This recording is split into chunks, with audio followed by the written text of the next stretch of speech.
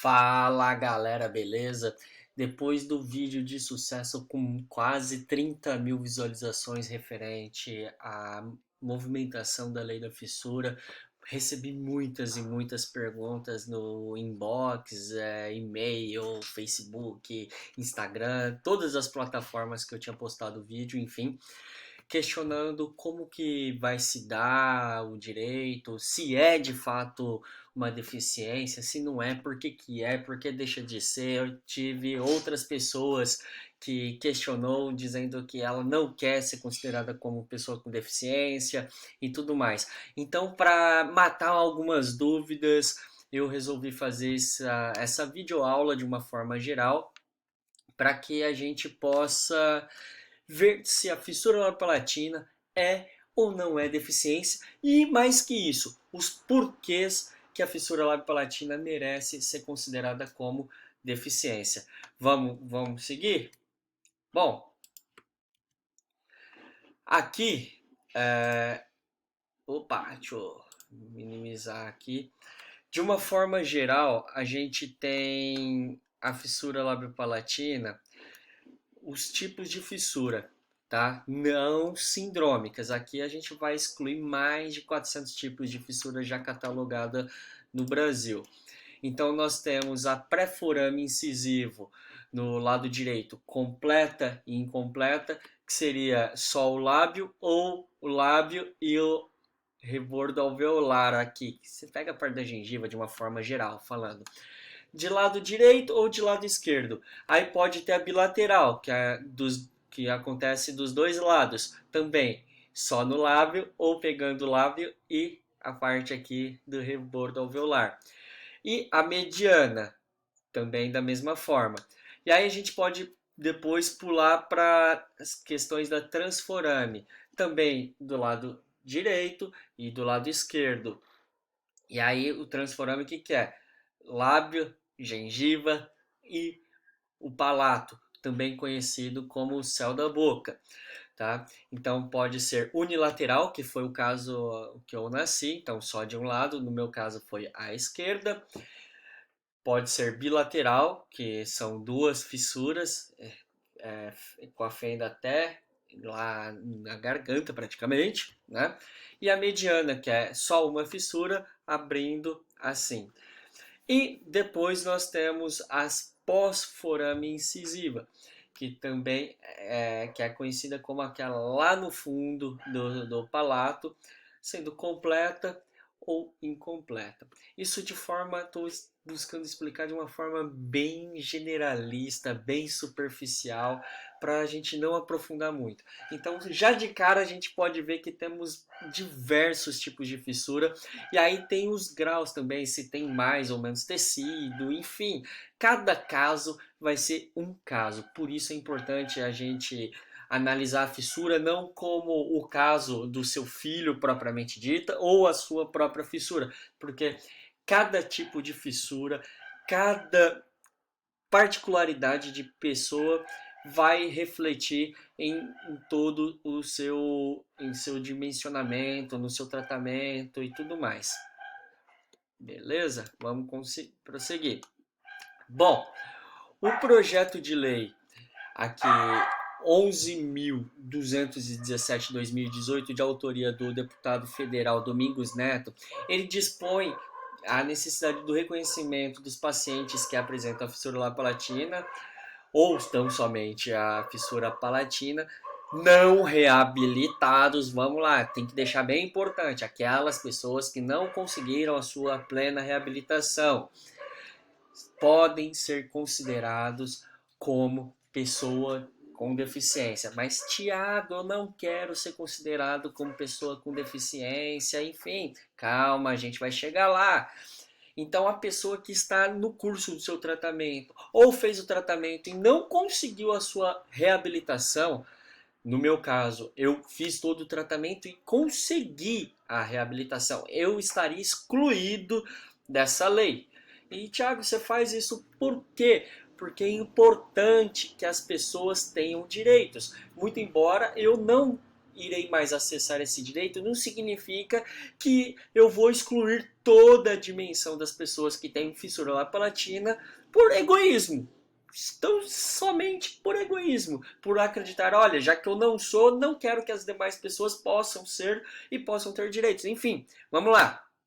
E aí, esse projeto de lei ele visa criar o parágrafo 3º no artigo 2º da lei. Então, ela vai equiparar a fissura palatina ou lábio-palatina, quando não totalmente reabilitada, como pessoa com deficiência.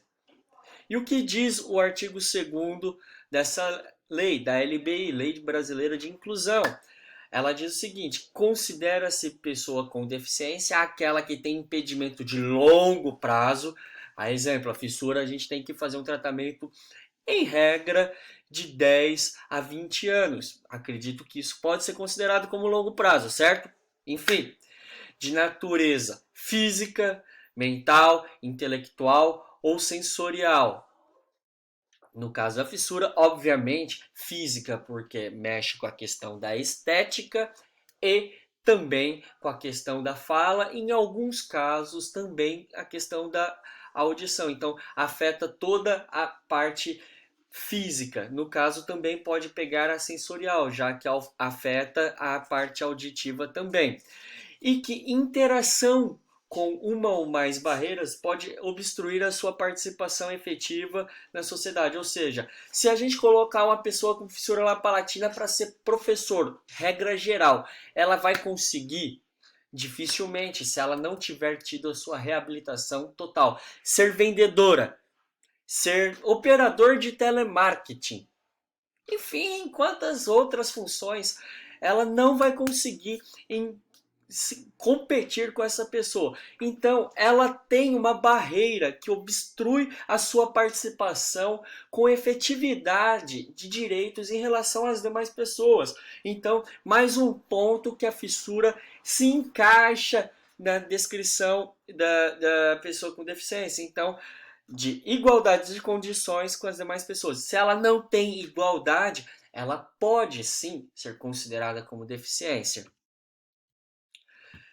Ah, mas mesmo assim eu não acho que a fissura lábio-palatina seja deficiência. Bom, vamos lá. Pode até parecer grosseiro da minha parte, mas você achar que a fissura lábio-palatina não é deficiência, não vai deixar, ou melhor, não vai fazer com que você deixe de ser uma pessoa com deficiência. E outra, ser pessoa com deficiência não significa ser coitadinho ou ser qualquer outra questão. Na verdade, é um entendimento que faz com que o direito abra possibilidades para você, ou seja, te dá uma condições para que você possa se equiparar em condições de buscar direito com outras pessoas tidas como, abre aspas, normal ou sem deficiência, entendeu? Então, toda pessoa com deficiência tem direito à igualdade de oportunidades em relação às demais e mais, não pode sofrer nenhum tipo de discriminação. Ou seja, vai buscar pegar a balancinha do direito, tratar os desiguais de forma desigual, aquela lógica aristotélica que a gente ouve lá no colégio, ou para as pessoas que ingressaram já na faculdade de direito ou alguma coisa assim, lá nos primeiros anos do direito. Então, tratar os desiguais de forma desigual para que possa buscar a igualdade. E aí, fala, Thiago, mas mesmo assim eu não quero ser considerado como pessoa com deficiência. Beleza, amigo ou amiga. Aqui tem uma questão da lei que é matadora para você. A pessoa com deficiência não está obrigada a usar ou fruir, que é o verbo que a lei traz, dos benefícios decorrentes de ações afirmativas da lei. Ou seja, se você não quer utilizar os benefícios que a lei traz para você, você não é obrigado. Olha que bacana. Então, só que o fato de você não ser obrigado não significa que as demais pessoas não precisem. Então, não considerar a fissura como deficiência porque você não quer ser considerado como pessoa deficiente não passa ou de desinformação ou falta de empatia e egoísmo. Não tem outra palavra, me perdoe, mas não se considerar por, eu não sou assim, não quero, você está deixando milhares, aproximadamente 500 mil pessoas no Brasil, repito, 500 mil pessoas com possibilidades de ficarem sequelados. Se você teve acesso ao tratamento, se você fez todas as suas cirurgias ou seu filho no tempo certinho, poxa, que bacana! Mas essa realidade não é da grande maioria das pessoas.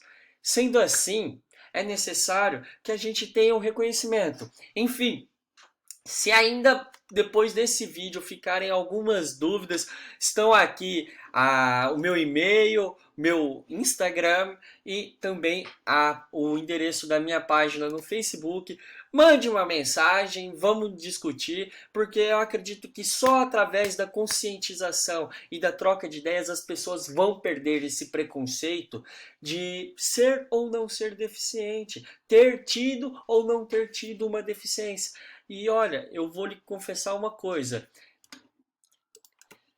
Eu prefiro 1 milhão de vezes em ser chamado de pessoa com deficiência do que enxergar uma pessoa no Brasil, seja no estado de São Paulo ou em qualquer outro, sem conseguir o direito ao tratamento. Então, quer me chamar de deficiente, quer me chamar de o que você quiser, me chame, mas dê o tratamento às pessoas que precisam. Eu sou o Thiago César e um grande abraço.